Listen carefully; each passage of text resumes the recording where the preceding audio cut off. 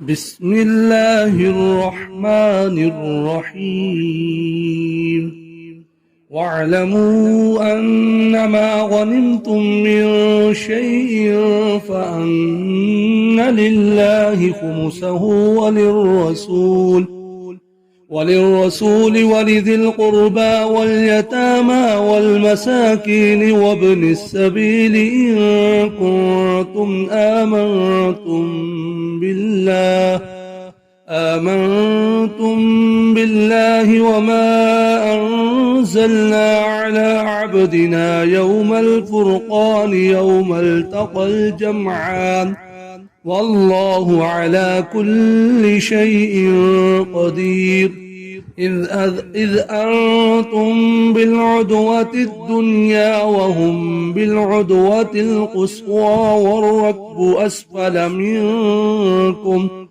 ولو تواعدتم لاختلفتم في الميعاد ولكن ليقضي الله أمرا كان مفعولا ليهلك من هلك عن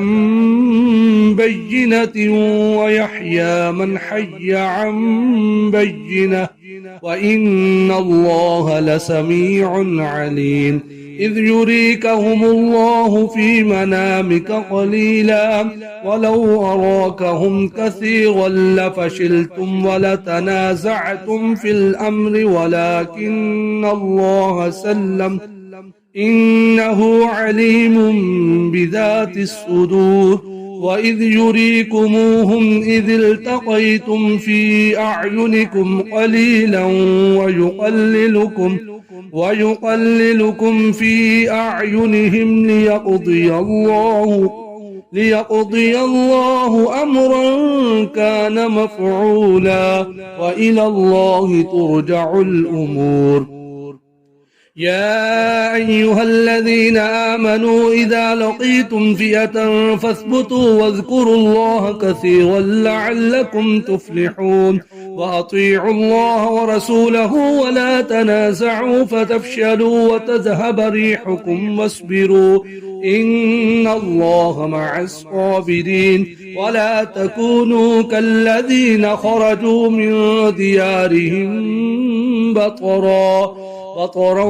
ورئاء الناس ويصدون عن سبيل الله والله بما يعملون محيط وإذ زين لهم الشيطان أعمالهم وقال لا غالب لكم اليوم من الناس وإني جار لكم فلما تراءت الفئتان نكص على عقبيه وقال إني بريء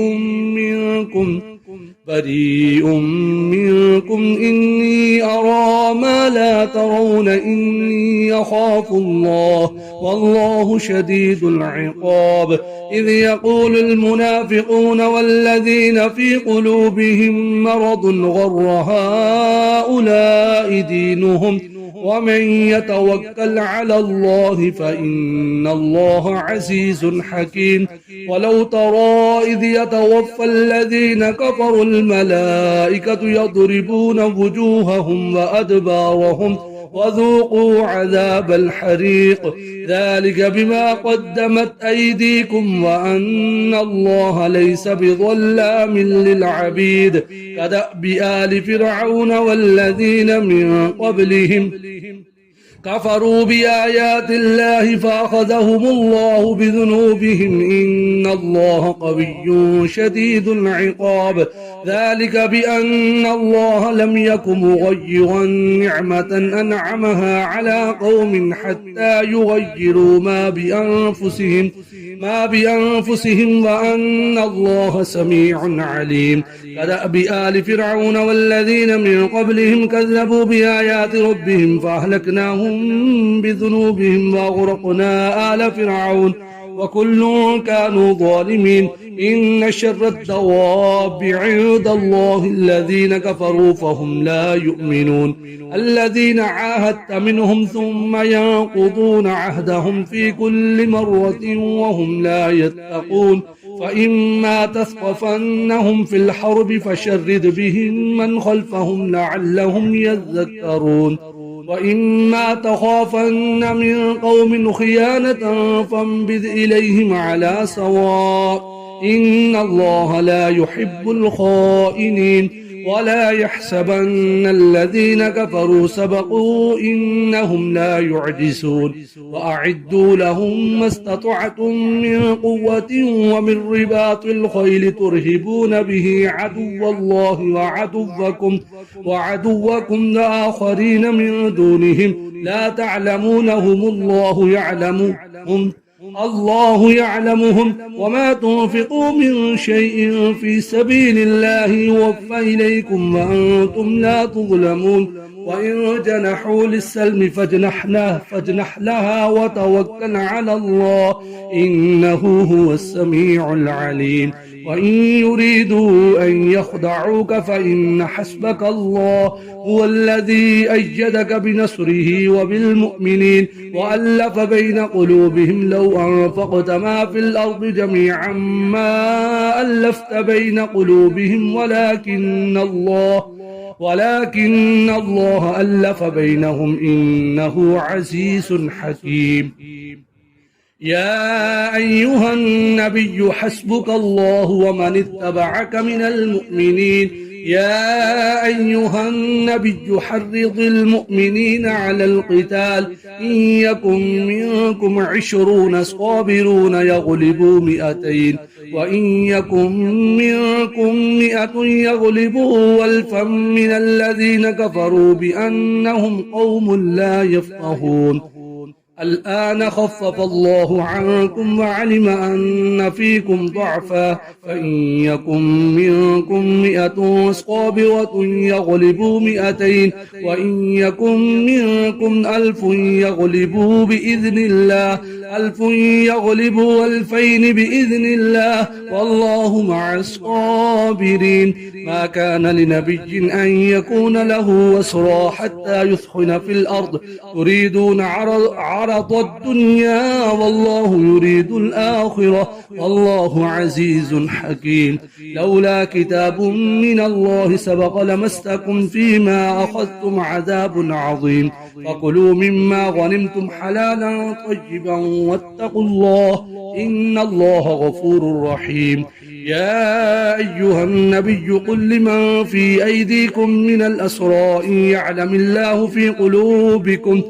قلوبكم خيرا يؤتكم خيرا مما أخذ منكم ويغفر لكم والله غفور رحيم وإن يريدوا خيانتك فقد خانوا الله من قبل فأمكن منهم والله عليم حكيم إن الذين آمنوا وهاجروا وجاهدوا بأموالهم وأنفسهم في سبيل الله والذين آووا ونصروا أولئك بعضهم أولياء بعض والذين آمنوا ولم يهاجروا ما لكم من ولايتهم من شيء حتى يهاجروا وإن استنصروكم في الدين فعليكم النصر إلا على قوم بينكم وبينهم ميثاق والله بما تعملون بصير والذين كفروا بعضهم أولياء بعض إلا تفعلوه تكون فتنة في الأرض وفساد كبير والذين آمنوا وهاجروا وجاهدوا في سبيل الله والذين آووا ونصروا أولئك هم المؤمنون حقا لهم مغفرة ورزق كريم والذين آمنوا من بعد وهاجروا وجاهدوا معكم فأولئك منكم وأولو الأرحام بعضهم أولى ببعض في كتاب الله إن الله بكل شيء عليم براءة من الله ورسوله إلى الذين عاهدتم من المشركين فسيحوا في الأرض 4 أشهر واعلموا أنكم غير معجز الله وأن الله مخزي الكافرين وأذان من الله ورسوله إلى الناس يوم الحج الأكبر أن الله بريء من المشركين ورسوله فإن تبتم فهو خير لكم وإن توليتم فاعلموا أنكم غير معجز الله وبشر الذين كفروا بعذاب أليم إلا الذين عاهدتم من المشركين ثم لم ينقصوكم شيئا ولم يظاهروا عليكم أحدا فأتموا إليهم عهدهم إلى مدتهم إن الله يحب المتقين فإذا انسلخ الأشهر الحرم فاقتلوا المشركين حيث وجدتموهم وخذوهم واحصروهم واقعدوا لهم كل مرصد فإن تابوا وأقاموا الصلاة وآتوا الزكاة فخلوا سبيلهم إن الله غفور رحيم وإن أحد من المشركين استجارك فأجره حتى يسمع كلام الله ثم أبلغه مأمنه ذلك بأنهم قوم لا يعلمون كيف يكون للمشركين عهد عند الله وعند رسوله إلا الذين عاهدتم عند المسجد الحرام فما استقاموا لكم فاستقيموا لهم إن الله يحب المتقين كيف وإن يظهروا عليكم لا يرقبوا فيكم إلا ولا ذمة يرضونكم بأفواههم وتأبى قلوبهم وأكثرهم فاسقون اشتروا بآيات الله ثمنا قليلا فصدوا عن سبيله إنهم ساء ما كانوا يعملون لا يرقبون في مؤمن إلا ولا ذمة يرضوا إلا ولا ذمة وأولئك هم المعتدون فإن تابوا وأقاموا الصلاة وآتوا الزكاة فإخوانكم في الدين ونفصل الآيات لقوم يعلمون وإن نكثوا أيمانهم من بعد عهدهم وطعنوا في دينكم فقاتلوا أئمة الكفر إنهم لا أيمان لهم لعلهم ينتهون ألا تقاتلون قوما نكثوا أيمانهم وهموا بإخراج الرسول وهم بدؤوكم أول مرة أتخشونهم فالله أحق أن تخشوه إن كنتم مؤمنين قاتلوهم يعذبهم الله بأيديكم ويخزهم وينصركم عليهم ويشفي صدور قوم مؤمنين ويذهب غيظ قلوبهم ويتوب الله على من يشاء والله عليم حكيم أم حسبتم أن تتركوا ولما يعلم الله الذين جاهدوا منكم ولم يتخذوا من دون الله ولا رسوله ولا المؤمنين وليجة والله خبير بما تعملون ما كان للمشركين أن يعمروا مساجد الله شاهدين على أنفسهم بالكفر أولئك حبطت أعمالهم وفي النار هم خالدون إنما يعمر مساجد الله من آمن بالله واليوم الآخر وأقام الصلاة وآتى الزكاة ولم يخش إلا الله فعسى أولئك أن يكونوا من المهتدين أجعلتم سقاية الحاج وعمارة المسجد الحرام كمن آمن بالله واليوم الآخر وجاهد في سبيل الله لا يستوون عند الله والله لا يهدي القوم الظالمين الذين آمنوا وهاجروا وجاهدوا في سبيل الله بأموالهم وأنفسهم أعظم درجة عند الله وأولئك هم الفائزون يبشرهم ربهم برحمة منه ورضوان وجنات لهم فيها نعيم مقيم خالدين فيها أبدا إن الله عنده أجر عظيم يا أيها الذين آمنوا لا تتخذوا آباءكم وإخوانكم أولياء استحبوا الكفر على الإيمان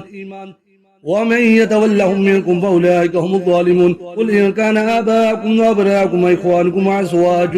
وأزواجكم وعشيرتكم وأموال اقترفتموها وتجارة تخشون كسادها ومساكن ترضونها أحب إليكم من الله ورسوله وجهاد في سبيله فتربصوا حتى يأتي الله بأمره الله لا يهدي القوم الفاسقين لقد نصركم الله في مواطن كثيرة ويوم حنين إذ أعجبتكم كثرتكم فلم تغن عنكم شيئا وضاقت عليكم الأرض بما رحمت ثم وليتم مدبرين ثم أنزل الله سكينته على رسوله وعلى المؤمنين وأنزل جنودا لم تروها وعذب الذين كفروا وذلك جزاء الكافرين ثم يتوب الله من بعد ذلك على من يشاء والله غفور رحيم يا أيها الذين آمنوا إنما المشركون نجس فلا يقربوا المسجد الحرام بعد عامهم هذا وإن خفتم عيلة فسوف يغنيكم الله من فضله إن شاء إن الله عليم حكيم قاتلوا الذين لا يؤمنون بالله ولا باليوم الآخر ولا يحرمون ما حرم الله ورسوله ولا يدينون دين الحق من الذين أوتوا الكتاب حتى يعطوا الجزية عن يد وهم صاغرون وقالت اليهود عزير ابن الله وقالت النصارى المسيح ابن الله ذلك قولهم بأفواههم يضاهئون قول الذين كفروا من قبل قاتلهم الله أنى يؤفكون اتخذوا أحبارهم ورهبانهم أربابا من دون الله والمسيح ابن مريم وما أمروا إلا ليعبدوا إلها واحدا لا إله إلا هو سبحانه عما يشركون يريدون أن يطفئوا نور الله بأفواههم ويأبى الله إلا أن يتم نوره ولو كره الكافرون هو الذي أرسل رسوله بالهدى ودين الحق ليظهره على الدين كله ولو كره المشركون يا أيها الذين آمنوا إن كثيرا من الأحبار والرهبان ليأكلون أموال الناس بالباطل ويصدون عن سبيل الله والذين يكنسون الذهب والفضة ولا ينفقونها في سبيل الله فبشرهم بعذاب أليم يوم يحمى عليها في نار جهنم فتقوى بها جباههم وجنوبهم وظهورهم هذا ما كنزتم لأنفسكم فذوقوا ما كنتم تكنزون إن عدة الشهور عند الله 12 شهرا في كتاب الله يوم خلق السماوات والأرض منها 4 حرم ذلك الدين القيم فلا تظلموا فيهن أنفسكم وقاتلوا المشركين كافة كما يقاتلونكم كافة واعلموا أن الله مع المتقين إنما النسيء زيادة في الكفر يضل به الذين كفروا يحلونه عاما ويحرمونه عاما ليواطئوا عدة ما حرم الله فيحلوا ما حرم الله زجن لهم سوء أعمالهم والله لا يهدي القوم الكافرين يا أيها الذين آمنوا ما لكم إذا قيل لكم انفروا في سبيل الله ثاقلتم من الأرض أرضيتم بالحياة الدنيا من الآخرة فما متاع الحياة الدنيا في الآخرة إلا قليل إلا تنفروا يعذبكم عذابا أليما ويستبدل قوما غيركم ولا تضروه شيئا والله على كل شيء قدير إلا تنصروا فقد نصره الله إذا أخرجه الذين كفروا ثاني اثنين إذ هما في الغار إذ يقول لصاحبه لا تحزن إن الله معنا فأنزل الله سكينته عليه وأيده بجنود لم تروها وجعل كلمة الذين كفروا السفلى وكلمة الله هي العليا والله عزيز حكيم انفروا خفافا وثقالا وجاهدوا بأموالكم وأنفسكم في سبيل الله ذلكم خير لكم إن كنتم تعلمون لو كان عرضا قريبا وسفرا قاصدا لاتبعوك ولكن بعدت عليهم الشقة وسيحلفون بالله لو استطعنا لخرجنا معكم يهلكون أنفسهم والله يعلم إنهم لكاذبون عفى الله عنك لما ذنبت لهم حتى يتبين لك الذين صدقوا وتعلم الكاذبين لا يستأذنك الذين يؤمنون بالله واليوم الآخر أن يجاهدوا بأموالهم وأنفسهم والله عليم بالمتقين إنما يستأذنك الذين لا يؤمنون بالله واليوم الآخر وارتابت قلوبهم فهم في ريبهم يترددون ولو أرادوا الخروج لأعدوا له عدة ولكن كره الله بعاثهم فثبطهم وقيل اقعدوا مع القاعدين لو خرجوا فيكم ما سادوكم إلا خبالا ولأوضعوا خلالكم يبغونكم الفتنة وفيكم سماعون لهم الله عليم بالظالمين لقد ابتغوا الفتنة من قبل وقلبوا لك الأمور حتى جاء الحق وظهر أمر الله مكارهم ومنهم من يقول ائذن لي ولا تفتني ألا في الفتنة سقطوا وإن جهنم لمحيطة بالكافرين إن تصبك حسنة تسؤهم وإن تصبك مصيبة يقول قد أخذنا أمرنا من قبل وتولوا وهم فرحون قل لن يصيبنا إلا ما كتب الله لنا هو مولانا وعلى الله فليتوكل المؤمنون قل هل تربصون بنا إلا إحدى الحسنيين ونحن نتربص بكم أن يصيبكم الله بعذاب من عنده أو بأيدينا فتربصوا إنا معكم متربصون قل أنفقوا طوعا أو كرها لن يتقبل منكم إنكم كنتم قوما فاسقين وما منعهم أن تقبل منهم نفقاتهم إلا أنهم كفروا بالله وبرسوله ولا يأتون الصلاة إلا وهم كسالى ولا ينفقون إلا وهم كارهون فلا تعجبك أموالهم ولا أولادهم إنما يريد الله ليعذبهم بها في الحياة الدنيا وتزهق أنفسهم كافرون ويحلفون بالله إنهم لمنكم وما هم منكم ولكنهم قوم يفرقون لو يجدون ملجأ أو مغارات أو مدخلا لولوا إليه وهم يجمحون ومنهم من يلمسك في الصدقات فإن أعطوا منها رضوا وإن لم يعطوا منها إذا هم يسخطون ولو أنهم رضوا ما آتاهم الله ورسوله وقالوا حسبنا الله سيؤتينا الله من فضله ورسوله إنا إلى الله راغبون إنما الصدقات للفقراء والمساكين والعاملين عليها والمؤلفة قلوبهم وفي الرقاب والغارمين وفي سبيل الله وابن السبيل فريضة من الله والله عليم حكيم ومنهم الذين يؤذون النبي ويقولون هو أذن قل أذن خير لكم يؤمن بالله ويؤمن للمؤمنين ورحمة للذين آمنوا منكم والذين يؤذون رسول الله لهم عذاب أليم يحلفون بالله لكم ليرضوكم والله ورسوله حق أن يرضوه إن كانوا مؤمنين ألم يعلموا أنه من يحادث الله ورسوله فإن له نار جهنم خالدا فيها ذلك الخزي العظيم يحذر المنافقون أن تنزل عليهم سورة تنبئهم بما في قلوبهم قل استهزئوا إن الله مخرج ما تحذرون ولئن سألتهم ليقولن إنما كنا نخوض ونلعب قل أبالله وآياته ورسوله كنتم تستهزئون لا تعتذروا قد كفرتم بعد إيمانكم إن نعفو عن طائفة منكم نعذب طائفة بأنهم كانوا مجرمين المنافقون والمنافقات بعضهم من بعض يأمرون بالمنكر وينهون عن المعروف ويقبضون أيديهم نسوا الله فنسيهم إن المنافقين هم الفاسقون وعد الله المنافقين والمنافقات والكفار نار جهنم خالدين فيها هي حسبهم ولعنهم الله ولهم عذاب مقيم كالذين من قبلكم كانوا أشد منكم قوة وأكثر أموالا وأولادا فاستمتعوا بخلاقهم فاستمتعتم بخلاقكم كما استمتع الذين من قبلكم بخلاقهم وخضتم كالذي خاضوا أولئك حبطت أعمالهم في الدنيا والآخرة وأولئك هم الخاسرون ألم يأتهم نبأ الذين من قبل من قوم نوح وعاد وثمود وقوم إبراهيم وأصحاب مدين والمؤتفكات أتتهم رسلهم بالبينات وما كان الله ليظلمهم ولكن كانوا أنفسهم يظلمون والمؤمنون والمؤمنات بعضهم أولياء بعض يأمرون بالمعروف وينهون عن المنكر ويقيمون الصلاة ويؤتون الزكاة ويطيعون الله ورسوله أولئك سيرحمهم الله إن الله عزيز حكيم وعد الله المؤمنين والمؤمنات جنات تجري من تحت الأنهار خالدين فيها ومساكن طيبة في جنات عدن ورضوان من الله أكبر ذلك هو الفوز العظيم يا أيها النبي جاهد الكفار المنافقين واغلظ عليهم ومأواهم جهنم وبئس المصير يحلفون بالله ما قالوا ولقد قالوا كلمة الكفر وكفروا بعد إسلامهم وهموا بما لم ينالوا وما نقموا إلا أغناهم الله ورسوله من فضله فإن يتوبوا يكن خيرا لهم وإن يتولوا يعذبهم الله عذابا أليما في الدنيا والآخرة وما لهم في الأرض من ولي ولا نصير ومنهم من عاهد الله لئن آتانا من فضله لنصدقن ولنكونن من الصالحين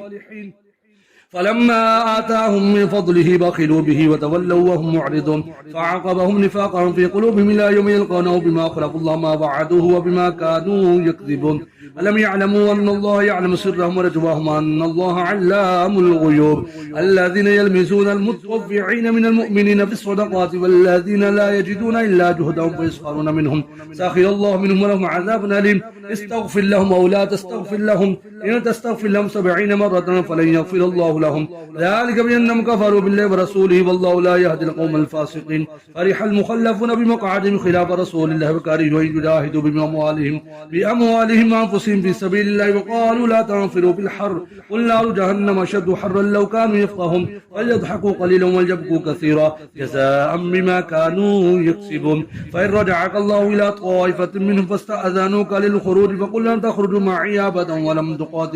ولن تقاتلوا معي عدوا إنكم رضيتم بالقعود أول مرة فاقعدوا مع الخالفين ولا تصلي على أحد منهم مات أبدا ولا تقم على قبره إنهم كفروا بالله ورسوله وماتوا وهم فاسقون ولا تعجبك أموالهم وأولادهم إنما يريد الله أن يعذبهم بها في الدنيا وتزهق أنفسهم وهم كافرون وإذا أنزلت سورة أن آمنوا بالله وجاهدوا مع رسوله استأذنك للطول منهم وقالوا ذرنا نكن مع القاعدين رضوا بأن يكونوا مع الخوالف وطبع على قلوبهم فهم لا يفقهون لكن الرسول والذين آمنوا معه جاهدوا بأموالهم وأنفسهم أولئك لهم الخيرات وأولئك هم المفلحون أعد الله لهم جنات تجري من تحتها الأنهار خالدين فيها ذلك الفوز العظيم وجاء المعذرون من الأعراب ليؤذن لهم وقعد الذين كذبوا الله ورسوله سيصيب الذين كفروا منهم عذاب أليم ليس على الضعفاء ولا على الموضى ولا على الذين لا يجدون ما ينفقون حرج إذا نصحوا لله ورسوله ما على المحسنين من سبيل والله غفور رحيم ولا على الذين إذا ما أتوك لتحملهم قلت لا أجد ما أحملكم عليه تولوا وأعجلهم تفيض من الدم حسنا ألا يجدوا ما ينفقون إنما السبيل على الذين يستأذنونك وهم أغنياء رضوا بأن يكونوا مع الخوالف وطبع الله على قلوبهم فهم لا يعلمون